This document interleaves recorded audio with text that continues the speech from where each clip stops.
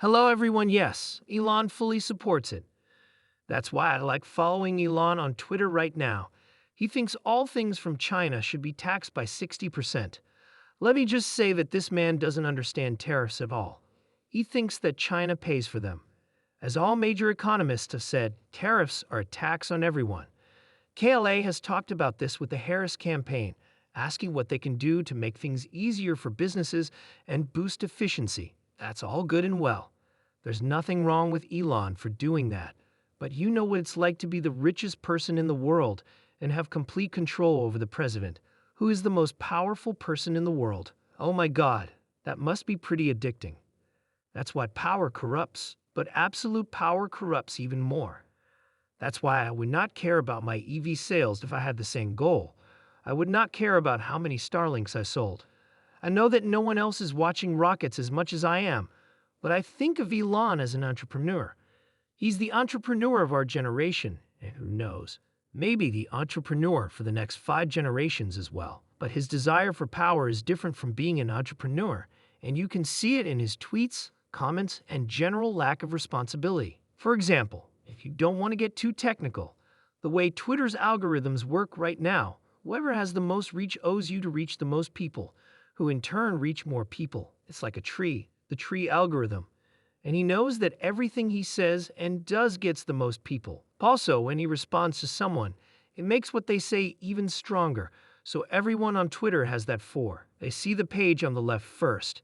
And if you make a fake account to see what's sent to you, it all leans Elon's way. Fans of Tesla and people who are always on the lookout for the next big thing in the stock market can't just stand back and watch the company grow. This page tells you everything you need to know about Tesla. How much should Tesla stock be? There are affiliate links in the description. If you click on them and then buy something, our channel may get paid. I really like everything Elon Musk does because I'm a businesswoman. The things he's been able to do are crazy and amazing. As an entrepreneur and Twitter user, I would never take anything personally. He just trolls to troll. And every good troll needs a foil, right? It's easy and so much fun. I get some of the underlying principles. I think that in the conservative community, people are more likely to join and be heavy social media users, which means they subscribe to more things, listen to more podcasts, and are more active. I think you got that. And that was a big part of why he kind of connected with them on the free speech thing. He still has his limits because it's his platform, and what he doesn't want to be shown doesn't. I think that's why, and I can't blame him. I wish he would call me. I'd help him harness his revenue and all that, and then I think on the immigration side, here's my theory, you guys can tell me.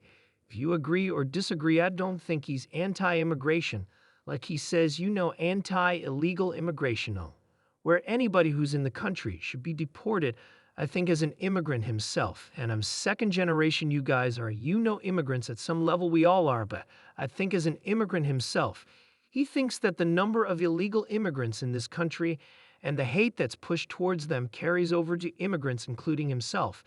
And I think he believes that by diminishing the illegal of the non-citizens in this country and asking for their removal, it improves the standing of the legal immigrants, including himself. And so that's kind of my theory on both of those things. He knew that I think he went in open eyes, carried the sink in the door to run it with some improvements operationally, which he did a great job of, I've heard from a lot of those folks. When you talk about free speech applies to advertisers as well. They get to associate with whoever they want to, no matter what. I mean, look, it's their company. They get to do what they want, which leads to something I want to say very positive about Elon. Put aside his genius and coming up and running these companies, the one thing I respect the most about Elon Musk, and he does more than anybody I've ever seen, and that is he goes all in. He doesn't just, he takes every cent he has, and he believes in it, and he goes all mother, and he never hedges his bet at all till Twitter, right?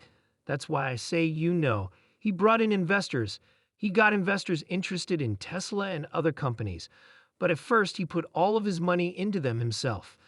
I think he was surprised when Twitter took off, but going back to OpenAI, I wouldn't do business with people like that. There are people who are always looking for the next big thing. I could have given him money, but I didn't. I told them that one of the funds I'm in gave them money at first, but didn't give them money again. That's just wrong. And that always comes back to haunt those who take advantage of investors. Gemini with Google, I've done a lot of work with them.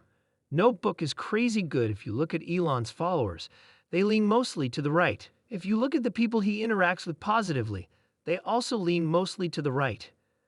And if you look at the people he interacts with negatively, like me, I consider myself independent but lean left on the D topic. That affects the algorithm. So you see what you see because of what he says. When I last read through all the stuff on their algorithm, maybe it's changed. Whoever has the biggest accounts and gets engagement on that account influences what people see the most nearest neighbor right approach. And I think that's what they do. And so whoever has the biggest account has the most neighbors who in turn have their neighbors, who in turn have their neighbors. And that's how they discern what comes next. When you get a break, just create a burner account on Twitter and see who they recommend to you on. And not just Elon. I mean the people that Elon likes. And I'm saying that's not Elon saying add this person, had this person, and suggest this person. And this person, I'm saying that's what the algorithm, and he knows the impact. That's why when I say take yourself out of the algorithm, right? Don't include his account. That changes, I think, the output of the algorithm. I thought it was an open source to Elon's credit. It is now, so I couldn't see it to know right. So I didn't get the sense one way or the other of one element being dominant over the other, but obviously conservators felt that left-leaning was more dominant back then. It's his platform form. He gets to run it any way he please. He pays for that right.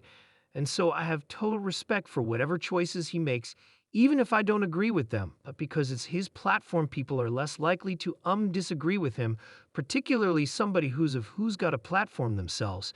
And so when we start talking about D and it's just de facto racist and this stuff that I just think is nonsense, I have no problem, sharing my opinion. And if he disagrees, okay, he can disagree. I don't care, And it's fun to engage, but he doesn't really engage, He just comes back with snark comments, which is, his choice on Elon, that Grow Elon's AI was woke when it answered certain questions, and other people have pointed out other things to Elon about Grow Grok, however it's pronounced, that was leaning left or woke right, and Elon's response was, oh, it'll change, it's a mistake, we're fixing it. When it happens to Gemini and Google, it's the end of the world, look how woke they are.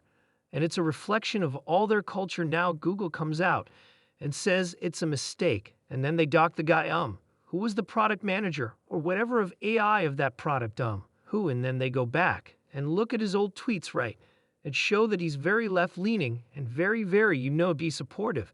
And that's the end of the world. The person who controls the algorithm controls the world, right? And if you are committed to one specific platform as your singular source of information or affiliated platforms, then whoever controls the algorithm or the programming there controls you in a lot of respects.